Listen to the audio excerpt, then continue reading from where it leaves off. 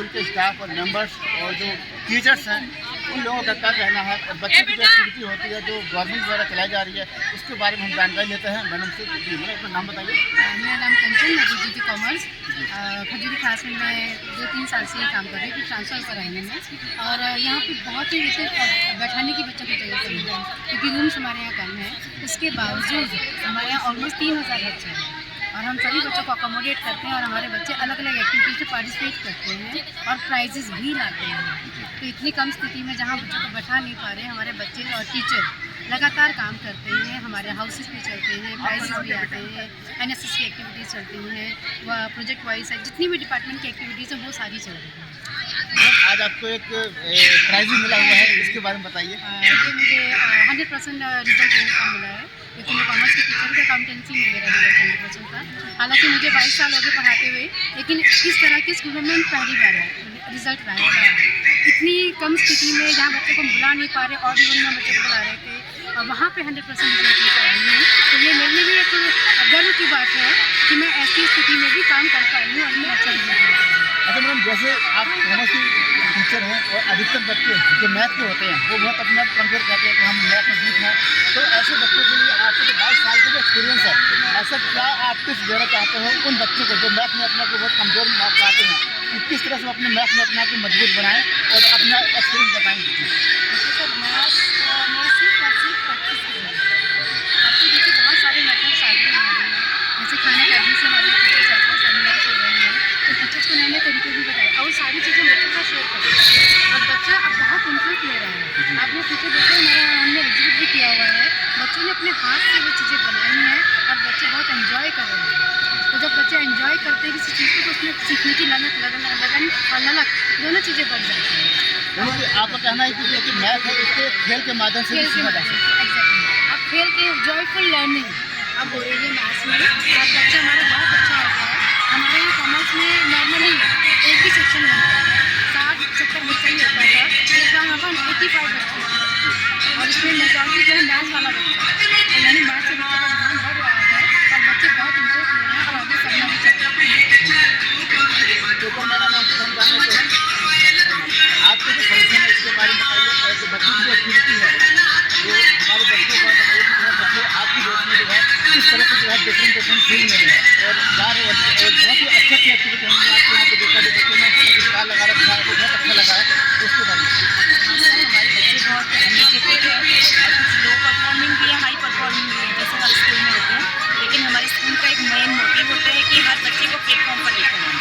तो project versus के through जो हमारे हाउसेज होते हैं उसमें हम लोग कराते हैं।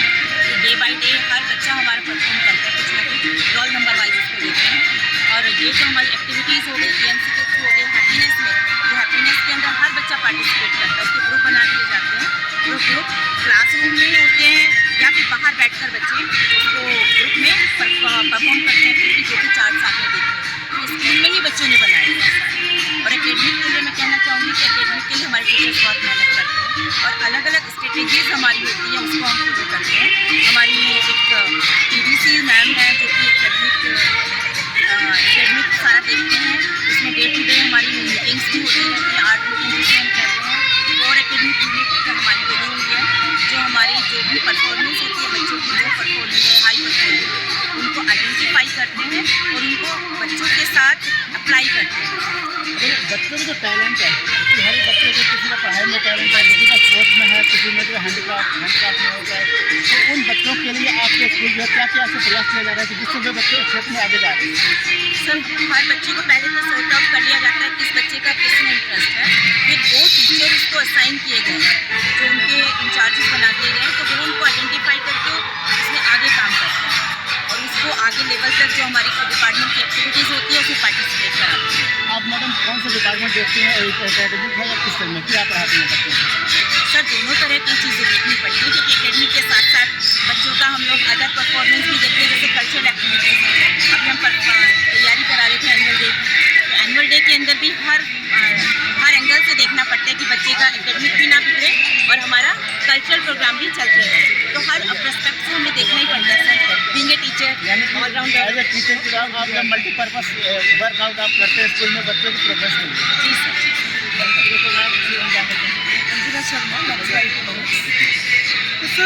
बच्चे दिक्कत कहते हैं कि बोरिंग होता है इकोनॉमिक्स, बच्चे डरते हैं कि बहुत डिफिकल्ट होता है।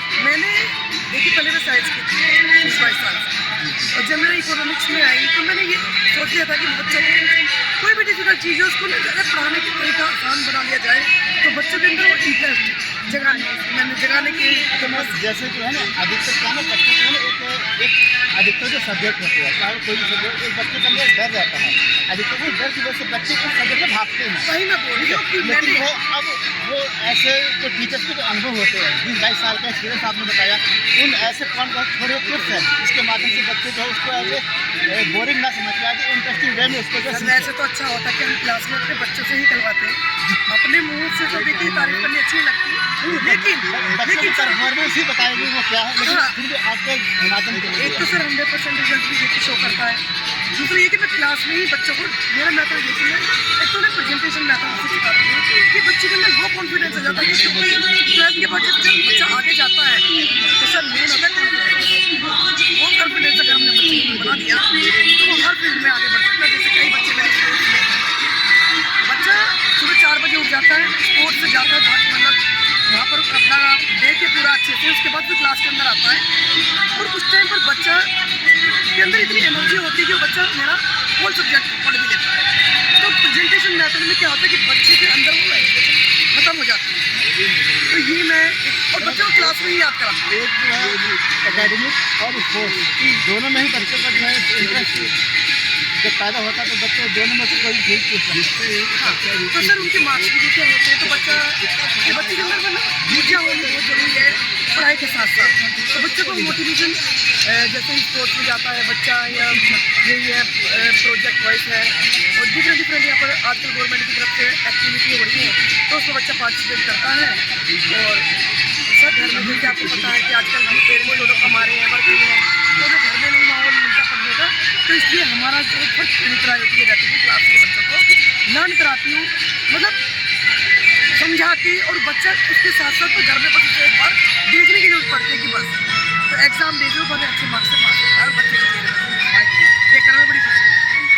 एक और मैडम है जो कि प्रोजेक्ट वॉइस के नाम से उनका एक ग्रुप है, उस ग्रुप में जो है बच्चे हैं, स्टूडेंट हैं और एक मैडम है उसके इंचार्ज हैं।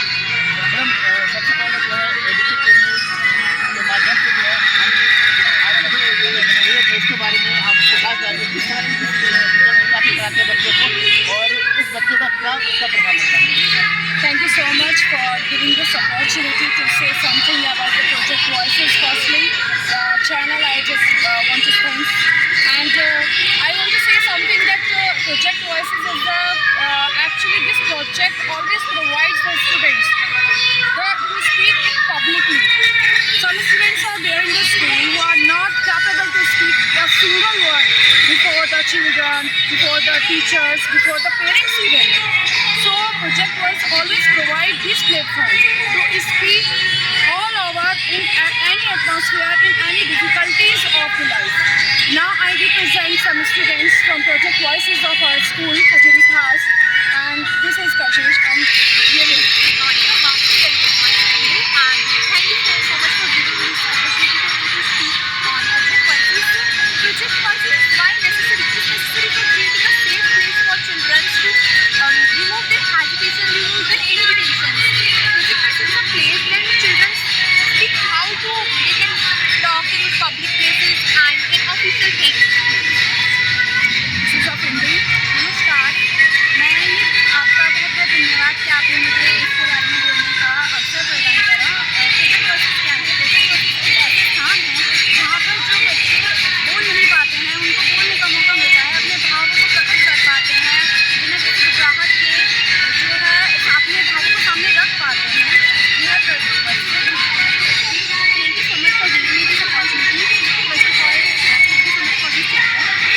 In Project Voice, I learned how to speak someone and how to collaboration with others and how to speak front of others as well audience. Like some people, when they speak, they thought that maybe all people will like that. But in Project Voices, I learned how to speak someone and how to express.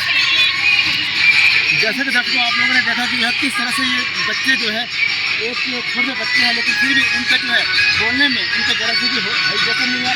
ये बच्चे एक मंच संभाल सकते हैं, इस मंच को भी रिप्रेजेंट कर सकते हैं, और ये सारी चीज़ें यहाँ पर प्रोजेक्ट नॉइज के माध्यम से हमने यहाँ पर देखा कि किस तरह से ये बच्चे जो है बेझिझक अपनी विचारों को व्यक्त करते हैं और अपनी बातों को जो है अपने दर्शकों तक पहुँचा रहे हैं। ये इनकी बहुत बड़ी खूबी है। और भी हम यहाँ पर बहुत सारी एक्टिविटी चल रही है, उसके बारे में जानेंगे और आप लोगों को बताते रहेंगे। Thank you sir, thank you.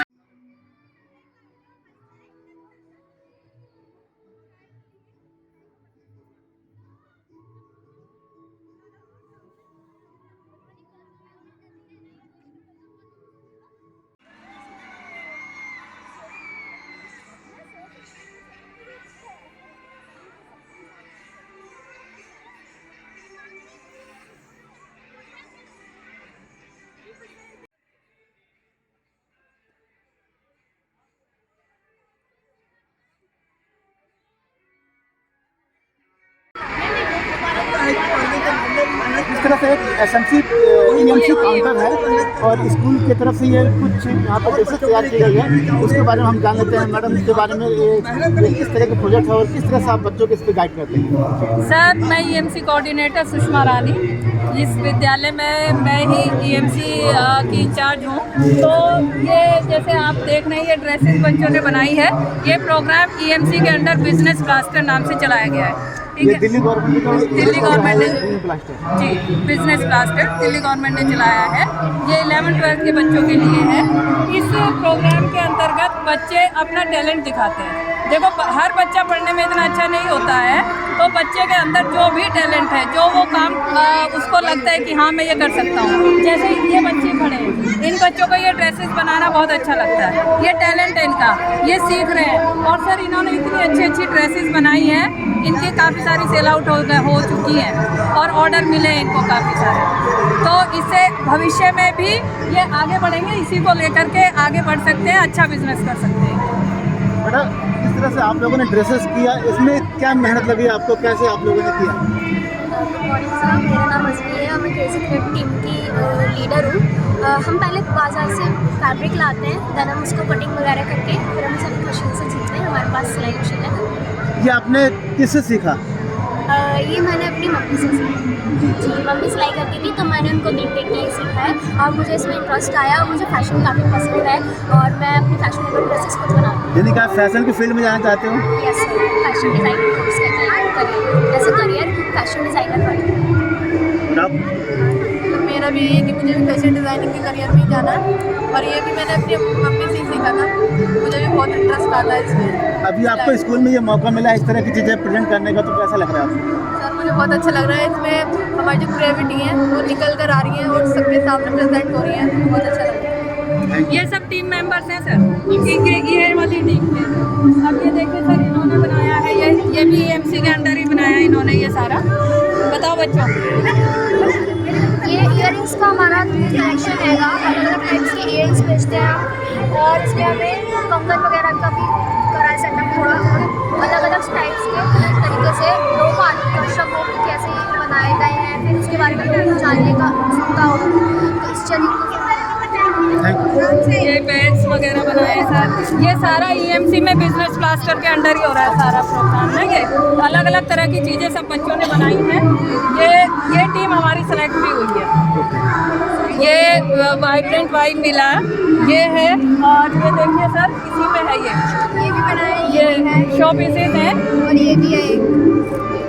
तो ये टीम हमारी सेलेक्ट हुई है डिस्ट्रिक्ट लेवल पर।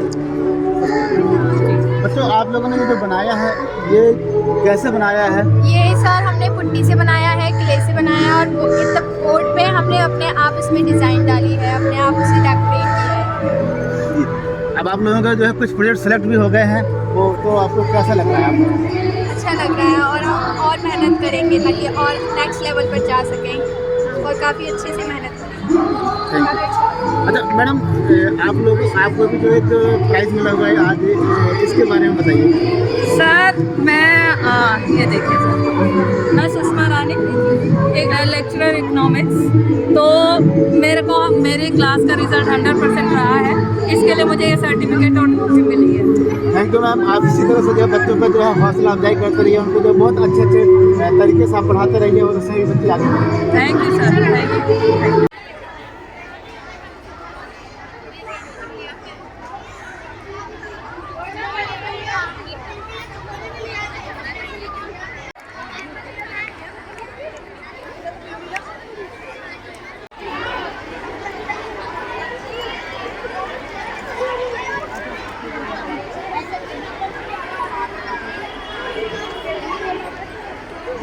हम तो दीप बने झिलमिल तेरे चरणों में जलते हैं, तेरी रहमत के ध्रुव तारे बन पुष्प हृदय में खिलते हैं।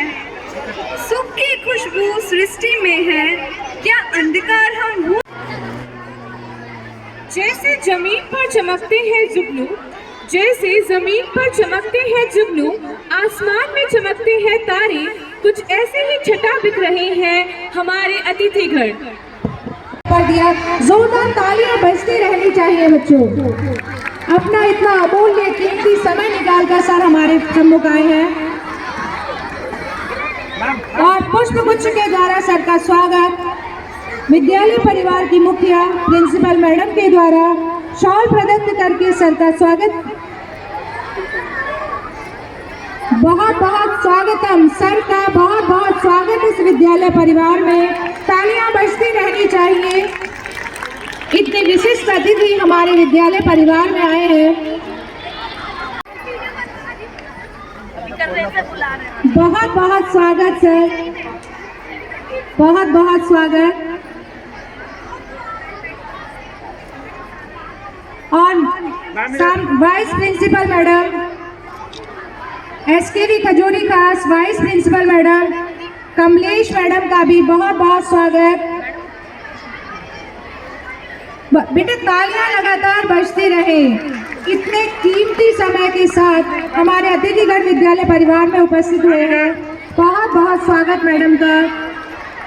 हमारे SMC कोऑर्डिनेटर विकास सर का स्वागत हमारे अन्य SMC मेंबरान के द्वारा। हमारे SMC कोऑर्डिनेटर विकास सर जो विद्यालय के लिए बहुत कार्य करते हैं, अपना कीमती समय विद्यालय को देते हैं। अथक प्रयासों के द्वारा इनकी कोशिश रहती है कि विद्यालय के प्रत्येक कार्य को संभव बनाया जाए। उनका आभार प्रकट के साथ उनका धन्यवाद करता हूं। और इतनी ठंड के बावजूद भी आप इस कार्यक्रम को बना रहे हैं, उसके लिए भी मैं आप सबका आभार प्रकट करना चाहता हूं। मुझे खुशी इस बात की है कि यदि विपरीत परिस्थितियां हो, भले ही कुछ मर्जी हो जाए, यदि हम कार्यक्रम को बनाना चाहते हैं तो निश्चित रूप से अपने आप में एक अलग सा कार्यक्रम बन जाता है। ऐसा ये तब संभव हो सकता है कि जब हम लग्न और के लिए बढ़ाने के लिए आगे बन करके उनका सहयोग करने का जो प्रयास किया जा रहा है, वास्तव में अभी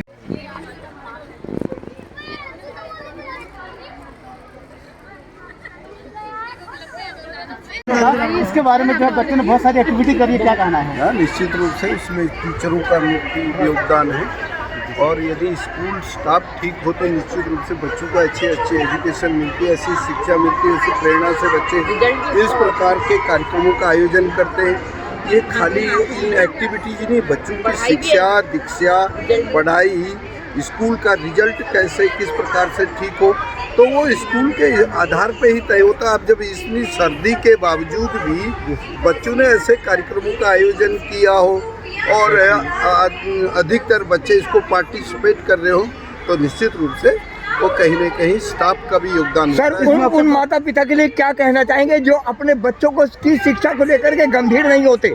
नहीं, निश्चित रूप से हर माँ बाप को अपने बच्चों के भविष्य के बारे में इस प्रकार की योजनाएं आनी चाहिए। जब स्कूल के अंदर स्किल डेवलपमेंट की योजनाएं हों जी, उन डेवलपमेंट की योजनाओं से उनके आने वाले भविष्य के बारे में योजनाएं तय की जाती हो जी। आज प्रधानमंत्री जी द्वारा किस प्रकार के स्किल डेवलपमेंट कैसे जोर दिया जा रहा है, ये बच्चा यदि जमीन से आगे किताबी कीड़ा ही ना बने, उसको आने के भविष्य के अंदर उसको इस प्रकार का एक रोड मैप मिल जाए जिससे उनका भविष्य उज्जवल हो सकता है। ये तैयारी हमको इस स्कूल के माध्यम से देखने को मिली। जिसके लिए हम आपका भी उनका भी आभार। सर बच्चों के